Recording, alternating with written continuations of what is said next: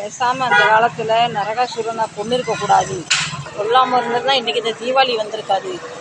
நீங்கள் கேட்கலாம், இப்போ உனக்கு என்னடியேம்மா பிரச்சனை? தீபாவளியிலேருந்து நிறைய பிரச்சனை இருக்குது. மொபைலை கையில் எடுத்தால் 50,000 ரூபாய்க்கு பட்டுப்புடவை வாங்கணும், 4 ட்ரெஸ்ஸு வாங்கணும், இந்த ஸ்நாக் பண்ணுறோம், இந்த பண்டம் பண்ணுறோன்னு அப்படி ஒரு வீடியோ. அதை பார்த்துட்டு பொறாமப்பட்டுட்டு வேறு வீடியோ எடுத்தால் அது அதுக்கு மேலே மன வருத்தம் வீடியோ.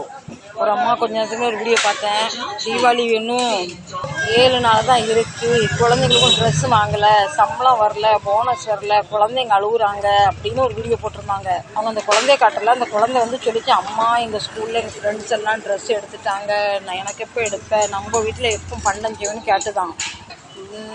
நான் என்ன சொல்லுறது, சோஷியல் மீடியா அந்த யூடியூப்லாம் வந்து தப்புன்னு நான் நினைக்கிறேன். இந்தியாவது என் வீட்டில் என்ன நடக்குன்னு உங்களுக்கு தெரியாது, உங்கள் வீட்டில் என்ன நடக்குன்னு தெரியாது. இந்த யூடியூப் வந்து பின்ன நம்ம என்ன செய்கிறோம் ஏது செய்கிறோம் எல்லாம் அப்லோட் பண்ணுறோம். நல்லது அப்லோட் பண்ணுறோம், கெட்டது அப்லோட் பண்ணுறோம். நானுமே ஒரு யூடியூபர் தான். ஃபஸ்ட்டு பார்த்த வீடியோ பெறாவில் அவங்க நல்லா தீபாவளி கொண்டாடுறாங்கன்னு ஃபோனை வச்சாச்சு. 2வது வீடியோ பார்த்தது இன்னும் வீட்டுக்காருக்கு சம்பளம் வரல, இன்னும் அவங்க துணி எடுக்கலை, குழந்தைங்க துணி கேட்குறாங்க, குழந்தைங்களுக்கு ஸ்நாக்ஸ் பண்ணணும், தீபாவளிக்கு எதுவுமே பொருள் வாங்கலன்னு அப்படி ஒரு வீடியோ. நான் எந்த கேட்டகரினா ஃபஸ்ட்டு வீடியோ கேட்டகரி இல்லை, செகண்ட் வீடியோ கேட்டகரி. நான் என் வீட்டில் என் பசங்க என்கிட்ட அடம் பிடிச்சி துணியும் கேட்கல, ஸ்நாக்ஸும் கேட்கல, எதுவும் கேட்கல, இருந்தால் செய்வோம் இல்லைன்னா விட்டுருவோம். இந்த சின்ன சின்ன பாப்பா, சின்ன சின்ன குட்டி பிள்ளைங்க இருக்க வீட்டில் அவங்க அம்மா அப்பாவை பார்த்து எனக்கு ட்ரெஸ் வாங்கித்தாப்பா, பட்டாசு வாங்கித்தான்னு. அதே மாதிரி இன்னொரு வீடியோ பார்த்தேன், அவங்க சிவகாசியில் போய் 10,000 ரூபாய் பட்டாசு வாங்க போகிறேன்னு பெருமையாக சொன்னாங்க. சரி, அவங்க நல்லா சம்பாதிக்காங்க, அவங்க பெருமை அவங்களுக்கு. இப்போ அதே வீடியோவை அந்த குழந்தை பார்த்துருந்தா என்ன இருக்கும்? குழந்தைக்கு தெரியாதுங்க அப்பாவுக்கு எவ்வளோ சம்பளம், அம்மாவுக்கு எவ்வளோ சம்பளம், வீட்டில் அரிசி பருப்பு இருக்காங்க, பச்சை பிள்ளைங்களுக்கு தெரியாது. பெரியவங்க என்ன மாதிரி 53 54 வயசு உள்ள 53 வயசு எனக்கே வந்து தீபாவளி வந்துட்டு துணி எடுக்கணும்னு ஆசைப்படுறேன். அப்போ அந்த சின்ன குழந்தைங்களுக்கு என்ன தெரியும்? இருக்கவங்க தீபாவளி கொண்டாடுறாங்க, இல்லாதவங்க என்ன மாதிரி வியாபாரமும் இல்லை ஒன்றும் இல்லைன்னு சொல்லி ரோட்டில் உட்காந்து தெருவை காட்டிக்கிட்டு இருக்கேன். சொல்லுங்கள், இப்போ உங்களுக்கு இந்த குழம்பு பிடிச்சிருந்தா கண்டிப்பாக பவானி லைஃப் ஸ்டைலுக்கு சப்போர்ட் பண்ணி சப்ஸ்கிரைப் பண்ணி வச்சுக்கோங்க. இப்போ நீங்கள் இந்த வீடியோ பார்க்குறது நீங்கள் பணக்கார கேட்டகரியா என்ன மாதிரி ஏழை கேட்டகரியான்னு கண்டிப்பாக கமெண்ட் பண்ணி சொல்லுங்கள். நான் இந்த பதிவு வந்து யார் மனசையும் புண்படுத்துன்னு நான் போடலை. மீண்டும் உங்கள்கிட்ட இந்த பதிவு மூலயமா சந்தித்ததில் நான் மிக்க மகிழ்ச்சி. பிடிச்சா கண்டிப்பாக சப்போர்ட் பண்ணுங்கள், ஷேர் பண்ணுங்கள், கமெண்ட் பண்ணுங்கள். நம்ம பேசாமல் அந்த நமக்குமே விடிவு காலம் வரும், நல்ல காலம் வரும்னு மனசை தளர விடாமல் நம்ம வேலையை செய்ய ஆரம்பித்தாச்சு. பெரியவங்க மனசே இவ்வளோ கஷ்டப்படுதுன்னா பச்சை பிள்ளைங்க இருக்க வீட்டில் என்ன நடக்கும்? அதுதான் எனக்கு ஒரு கொஞ்சம் ஒரு வருத்தம். தளராத தளராதே, கடவுள் உன்னை கைவிட மாட்டாரு, வேல் உண்டு வினை இல்லை, புகழ் உண்டு கவலை இல்லை, நல்லதே நினைப்போம் நல்லதே நடக்கும், வாழ்க வளமுடன். நம்மளை முருகன் சோதிப்பாரான கையே விட மாட்டார். இந்த சோதனைலாம் தற்காலிகம்தான். ஓகே, நமக்கு நிறைய பேர் இந்த தீபாவளியை கொண்டாடுறதுக்காக வட்டிக்கெலாம் பணம் வாங்குறாங்க.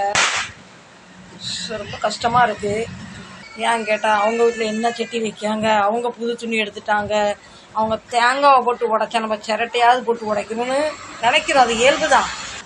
என்னை பொறுத்த வரைக்கும் மனுஷன் பிறந்தா பணக்காரனாக பிறக்கணும், இல்லைன்னா பிச்சைக்காரனாக பிறக்கணும். இந்த மிடில் கிளாஸ்காரங்க வந்து அவங்க முழுங்கவும் முடியாமல் துப்பவும் முடியாமல் ஸ்டேட்டஸு சொந்தம் பந்தம் எல்லாம் பார்த்து தான் இதெல்லாம் வந்து அனுபவிக்க வேண்டியதாக இருக்குது.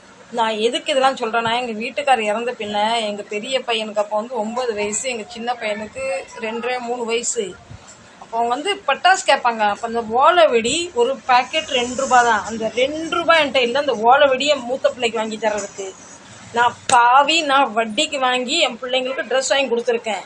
அதனால தான் அந்த குழந்தை அந்த அம்மா அந்த சொன்ன வீடியோ எனக்கு அவ்வளோ மனசு வலிக்குது.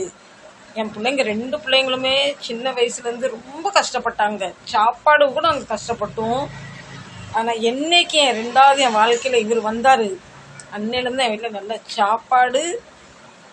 தீபாவளி மட்டும் இல்லை, தினம் புது துணி எடுத்து கொடுத்தாரு எங்களுக்கு. என் சின்ன மகன் வந்து அவ்வளோ கஷ்டப்பட்டது இல்லை, நல்லா இங்கிலீஷ் மீடியம் தான் படித்தான். ஆனால் என் பெரிய பிள்ளை வந்து நல்ல சாப்பாடு இல்லாமல் நல்லா துணி இல்லாமல் 9 வயசுலேயே டயர் கடைக்கு வேலைக்கு அனுப்பினேன்.